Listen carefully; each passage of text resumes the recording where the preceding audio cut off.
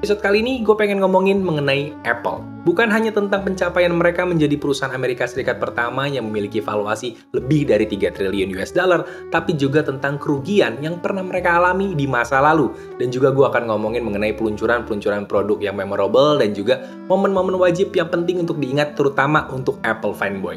Dan semua akan gue ceritakan secara singkat di episode kali ini.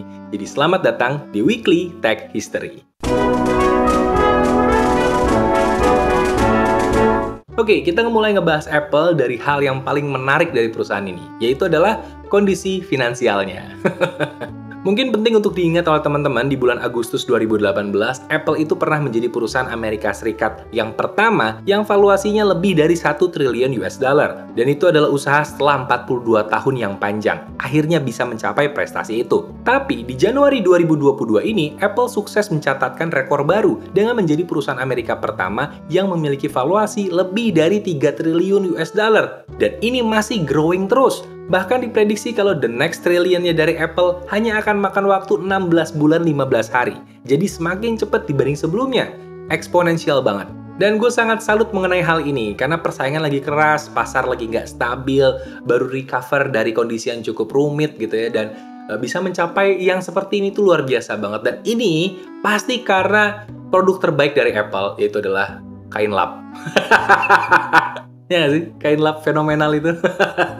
But anyway, ternyata Apple nggak selamanya profitable. Karena pada 12 Januari 1996, Apple Computer saat itu mengumumkan preliminary review dari kondisi keuangan mereka untuk kuartal 1 di tahun tersebut. Dan diprediksi mereka akan loss 68 juta US dollar atau 55 sen per lembar sahamnya. Meski shipment di kuartal tahun sebelumnya naik 12% dan revenue naik 11%, tapi ternyata gross margin-nya itu drop hingga 15%. Dan menariknya pada saat itu banyak perusahaan tertarik untuk membeli Apple, dan yang paling kencang rumornya adalah Sony. Dan seandainya Sony bisa meramalkan apa yang akan terjadi lebih dari 26 tahun ke depan, gue rasa Sony akan kekeh beli Apple pada saat itu ya.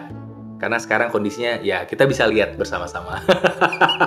Dan kemudian kita beralih ke momen berikutnya yang juga fenomenal, yaitu adalah 9 Januari 2001. Di Macworld, acara tahunannya Apple, Steve Jobs memperkenalkan iTunes, dan pada saat itu hanya bisa berjalan di Macintosh komputer aja.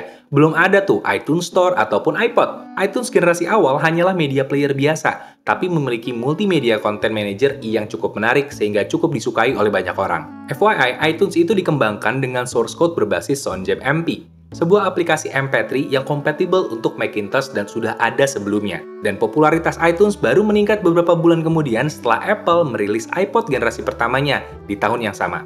Dan iPod memang device yang revolusioner banget. Bahkan iTunes tanpa iPod itu seperti Adam Suseno tanpa Inul. Hanya om-om berkumis tebal biasa. Udah. Bercanda Mbak Inul, bercanda Mas Adam, bercanda. Dan iPod yang paling spesial buat gue adalah iPod Shuffle. Dan iPod Shuffle ini pertama kali diperkenalkan Januari 2005. Dan yang membuat iPod Shuffle spesial adalah ukurannya yang mungil. Dan ini dikarenakan penggunaan flash memory pertama pada iPod. Ini membuat iPod Shuffle jadi iPod terkecil pada saat itu. Dengan cost yang lebih rendah dan ukuran yang kecil, iPod Shuffle sangat populer. Dan Apple bahkan mampu menjual lebih dari 10 juta unit hanya 1,5 tahun sejak diumumkan. Dan ini jadi dasar untuk pengembangan flash memory based iPod ke depannya. Dan adaptasi teknologi yang dilakukan Apple nggak cuma sampai di situ, karena pada 10 Januari 2006, Steve Jobs mengumumkan Macintosh komputer akan transisi dari PowerPC ke Intel. Dan MacBook Pro Intel based langsung juga diperkenalkan pada tahun yang sama. Dan alasan yang membuat transisi dari PowerPC ke Intel adalah kompatibilitasnya. Di mana komputer Apple akhirnya memiliki kemungkinan kompatibilitas dengan Windows karena selama ini ketika menggunakan PowerPC itu tidak mungkin. Jadi dengan memakai Intel dan juga Bootcamp Technology yang diperkenalkan belakangan setelahnya, laptop Apple jadi bisa menjalankan Windows software dengan speed yang sama dengan Windows-based komputer. Dan ini menjadi keuntungan yang besar bagi para pengguna komputernya Apple. Dan di sini sejarah sebenarnya berulang, karena belum lama ini Apple mengalihkan produksinya dari Intel ke prosesornya mereka sendiri, M1 chip. Dan sebenarnya ini tipikalnya Apple ya, apa-apa tuh pengen punya sendiri, mulai dari prosesor itu pengen punya sendiri, termasuk juga smartphone. Karena pada 9 Januari 2007 di Macworld, Apple mengumumkan iPhone untuk pertama kalinya. Meski baru bisa dibeli pada bulan Juni di tahun yang sama, tapi rekor penjualannya ini luar biasa banget. Di tahun 2007 aja ini bisa jual 1,4 juta unit. Wow! Dan generasi berikutnya lebih keren lagi, karena misalkan di 2015 aja, hanya 1 tahun itu doang, bisa jual 230 juta unit. Luar biasa banget. Dan sebenarnya di acara yang sama, setelah memperkenalkan iPhone, Steve Jobs itu mengumumkan perubahan besar lain, yaitu adalah perubahan nama perusahaannya. Apple Computer berubah menjadi Apple. Alasannya sederhana, karena Apple is not just for computers anymore. Dan gue setuju, karena Apple juga punya kain lap.